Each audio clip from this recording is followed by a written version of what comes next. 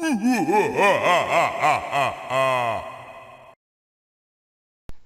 à tous et à toutes pour un tuto qui va porter sur Windows XP. Non, alors je vous rassure, hein, effectivement, je n'ai pas fait un rollback sur Windows XP, mais ça aurait pu et vous allez comprendre pourquoi. Non, sur ce tuto, je vais vous parler d'un fixe, un correctif donc possible. Puisque j'ai vécu la triste expérience d'avoir eu des bugs, hein, sur des freezes d'ordinateur.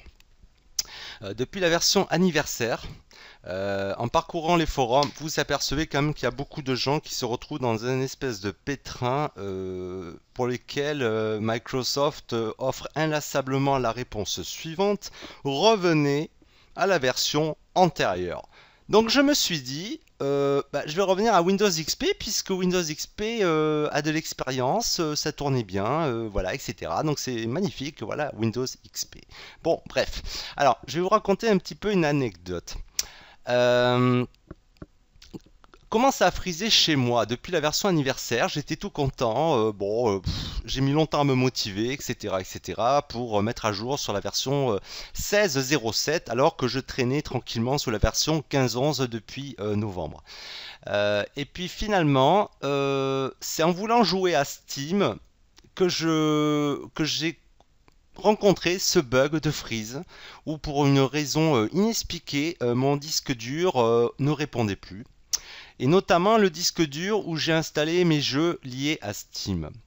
Je les ai installés sur une autre partition autre que la partition principale où il y a Windows. Donc j'ai une partition Games où j'ai la librairie de Steam avec mes jeux, hein, dans le répertoire suivant, hein, bref.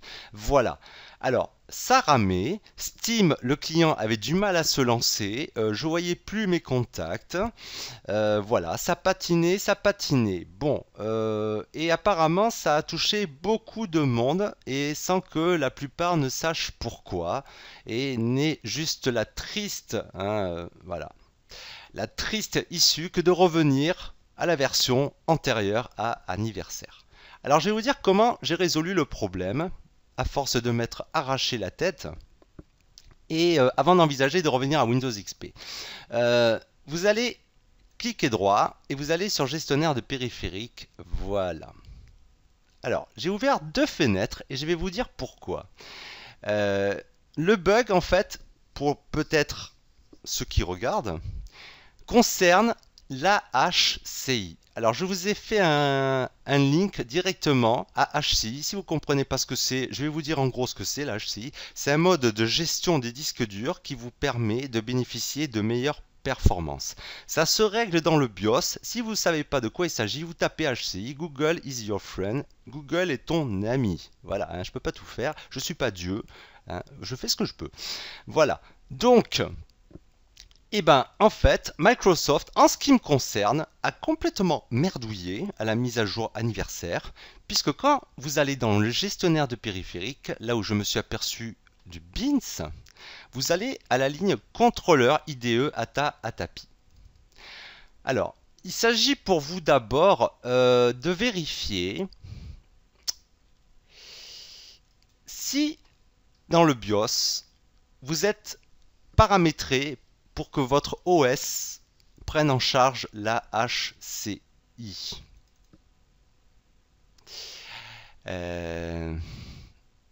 Voilà. Donc ça se trouve dans le BIOS de la carte mère, hein, et si vous l'avez bien paramétré avant l'installation de l'OS, bien que ça puisse se paramétrer après installation, hein, vous vérifiez quand même que vous êtes en mode HCI. Alors pour ceux qui sont en mode IDE, vous pouvez quand même regarder le tuto. Alors l'IDE, c'est l'ancien mode de gestion qui était un petit peu moins performant, hein, sur les disques durs d'ancienne génération. Alors maintenant, voilà, hein, il y a la HCI, mais ça existe quand même depuis quelques années. Bon, ça c'est un point. On va laisser ouvert ici. Alors, quand on revient au gestionnaire de périphériques, quand on installe la version anniversaire, moi je me suis aperçu avec les freezes, en fouillant un petit peu, en fouinant un petit peu beaucoup même, que Windows avait installé un driver comme un malade de psychopathe de dictateur. hein, comme dans les républiques bananières. Donc en fait, vous allez peut-être pour la plupart d'entre vous vous retrouver avec un driver qui s'appelle AHCI Driver Standard. Alors moi, je peux vous dire que j'ai bien galéré avant d'arriver à tout remettre en ordre avec cette version anniversaire. Et à un moment donné, j'étais pas loin de lâcher l'affaire, hein, pour revenir à une version antérieure, je ne trouvais pas de réponse. Alors, voilà ce qui s'est passé. J'ai installé ce driver d'Intel, qui est le driver Intel Rapid Storage Red. Et normalement, si vous avez le même souci que moi, si c'est la même origine qui vient de là, en installant ce driver, tout va marcher comme sur des roulettes.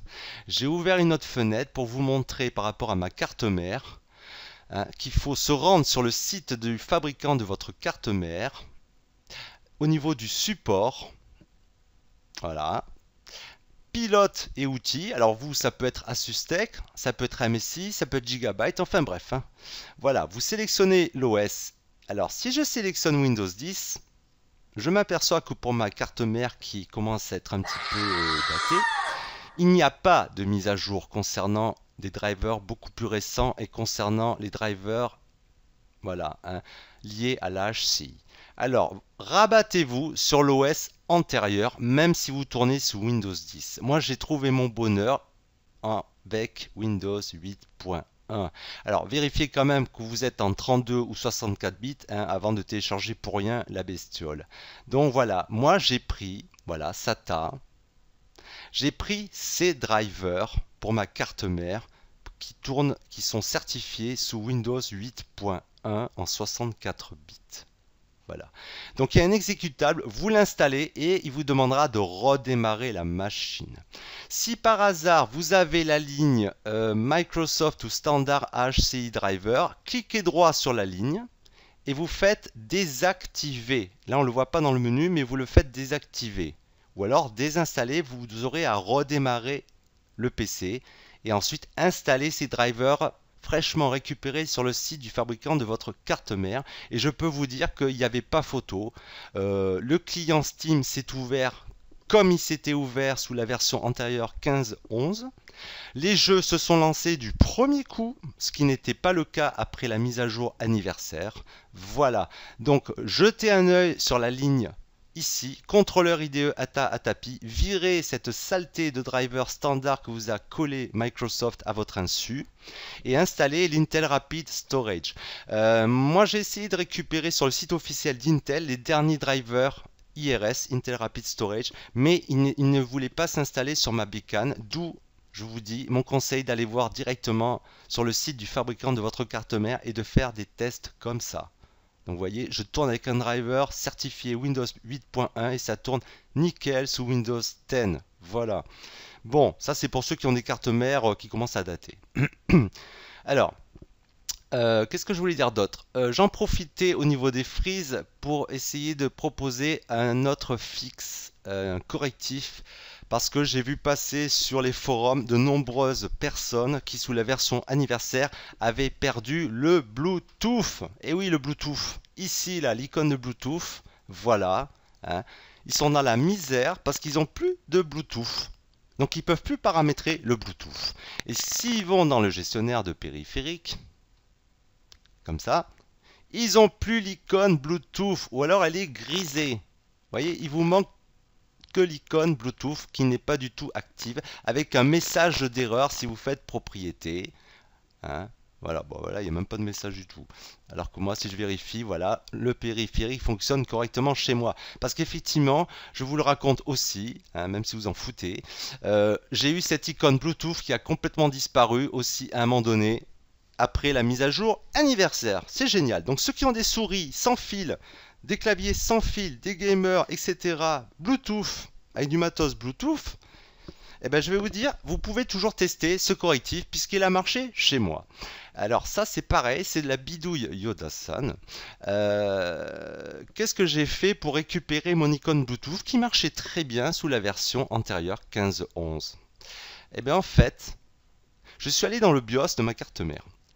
J'ai désactivé le contrôleur Bluetooth qui est intégré sur la carte mère. Cherchez ça dans le BIOS de votre carte mère. J'ai redémarré et après j'ai réactivé le contrôleur Bluetooth. Et là, par miracle et magie, sans qu'on comprenne pourquoi, l'icône est réapparue comme par miracle.